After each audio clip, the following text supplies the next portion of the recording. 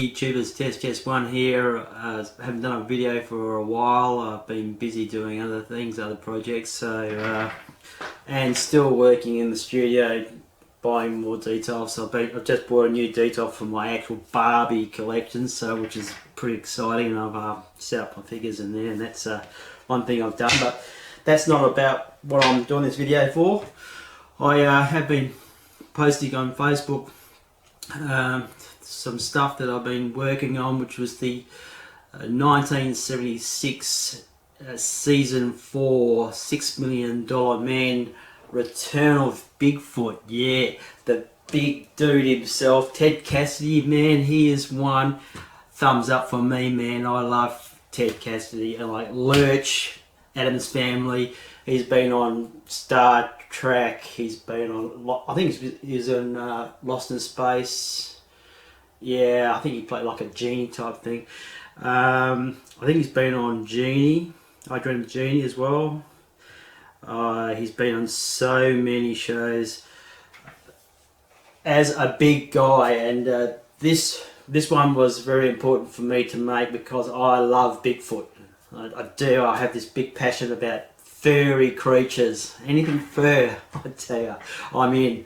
So to make this was it was very enjoyable, and that's, to me, making custom 1/6 figures has to be enjoyable. I don't really want to. It's not about the money for me. It's about the passion, and it was a very passionate feeling finishing this figure, because I planned about 3 months to do it, and it took me half of that. Really, it took me around about six weeks, and that's off and on, like working. The most time consuming was the fur, because I individually stick the fur on a piece at a time, and it's going to be precision fur planting, as to speak. Like, it has to be long fur in certain spots, short fur in certain spots, and that's the part you're going to get it right. Otherwise, you end up with just a big mass of fur, and it looks silly.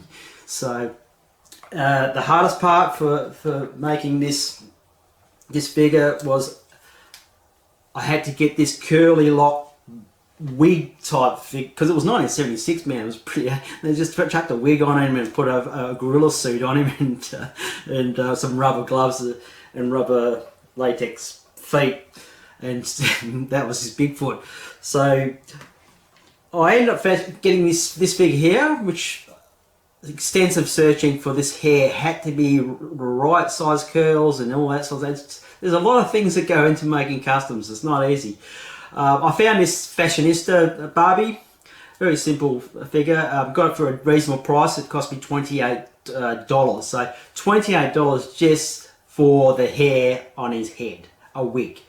Better than paying like I think BJD hair was something like $40 or something like that and up. So it was just enough hair to cover the area that it was right down to the T. It was just perfect, and she's still got a bit of hair here, and this doll will be it's not sort of Barbie thing for me, but this will be given to a girl that doesn't have many toys, so I'll be donating this doll to the girl, and I have a girl in mind, so that will be going to her.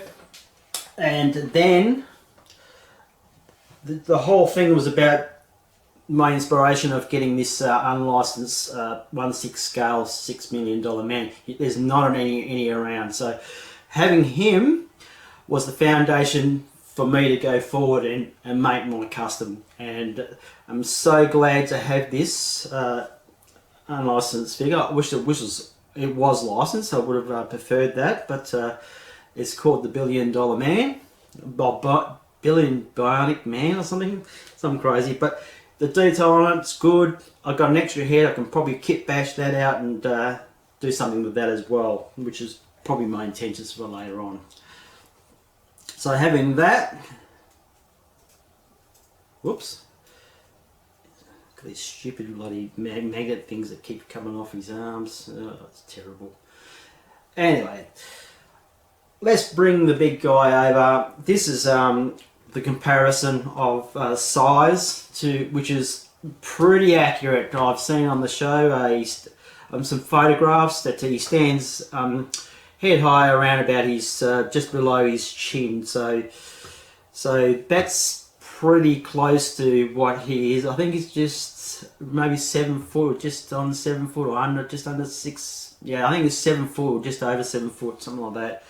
So that's a huge man, and he's a broad-shouldered guy. Ted Cassidy he was no way in any way skinny. So I found a figure to use. I have used this same body on a Harry from Harry and the Hendersons Bigfoot, which I sent to MRA in America, and he's got that version, and this one is which is pretty much, it was a DC muscle body, a 13-inch muscle body. So that's where I get these. They're cheap bodies, and they're well articulated in many ways. They've got plenty of articulation spots, especially in the legs and so what I do is I get the camera around to my side, and I'm sort of share this figure with you and just show you the articulation and the close up of the head and the hair and all that sort of stuff. So come around to my side and join me at the desk and have a good look at this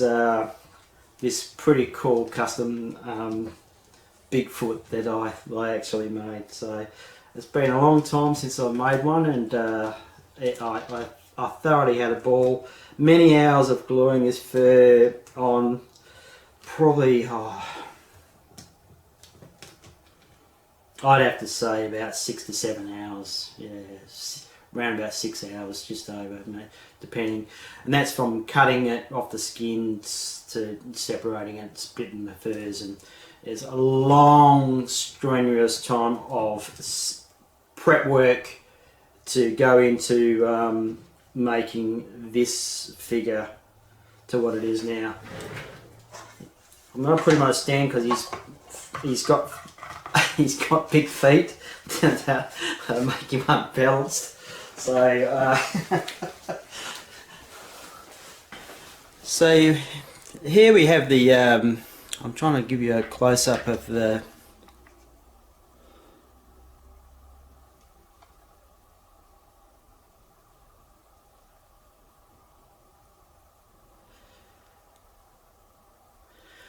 there we have a pretty good close-up of the sculpted face. Pretty much I sculpted the hair, the face, and planted it onto a Dr. Manhattan DC head. So originally the whole thing was blue, the body, the head. So I sculpted the face on top of the head.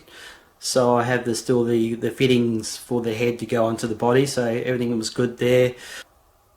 After I sculpted and then applied the paint, there's the combination of brush painting and airbrushing, quite a bit of airbrushing to get this. The beard was then applied, and then I actually the wig was the first thing I applied, and that was done in. I used a lot of tack because of the curls. I used a lot of tack to and clumped it pretty much, and then kneaded the hair together with some tools to make it as tight as what it is. So then it was the beard and the curling of the beard using water. Then I've actually used different colours and fur, lines of fur to the beard. The articulation is good. He looks up and side to side. He's fine with all that sort of thing there. He has I'm just going to drop it back a bit and take him out of the. I haven't done anything with the base yet. I'm still working on this Dr. Manhattan base. I'm going to put some plants or something on there. Articulation is good. He has all the side. His arms go up and down, side rotations, bending at the elbows. He has wired fingers. So there's no limits to or restrictions in any of it. He even has a crunch, and he has good mobility in all his areas.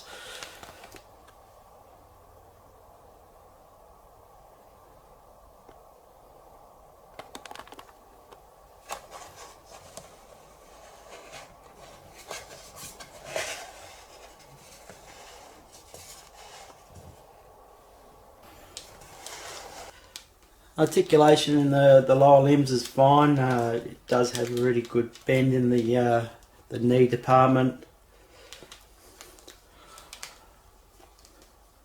The points of articulation and swivel points, he does have the your normal side to side and forward movement in the upper leg. There is a swivel point in the thigh, like a double jointed knee. So, and there's another swivel point in the calf area. A little bit of articulation, no swivel in the feet. So you just have to adjust the upper leg to match the right angle for the feet. Just traditional style Bigfoot feet. You know, pretty basic. I didn't want to do the latex version like they had in this TV series because that was just a horrible rubber skinny foot. And yeah, just the process of putting this fur on, you know, in the right points where it didn't hinder the articulation in any way. He has full movement. The fur is covering all the points of the body. I have done an undercoat as well, so if there was any sort of chance of seeing some of the plastic part of it, which I doubt, it's painted anyway, so it's very hard to see past that. That's about really it.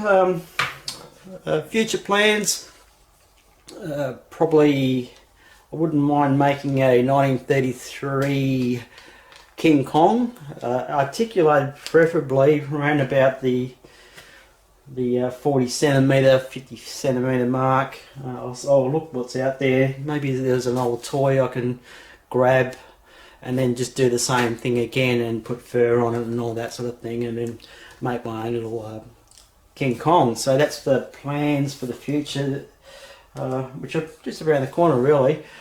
Plaques, I want to do sort of life-size head plaques of the Universal silver screen monsters like Frankenstein and what else? Dracula, werewolf. Ooh, get in focus.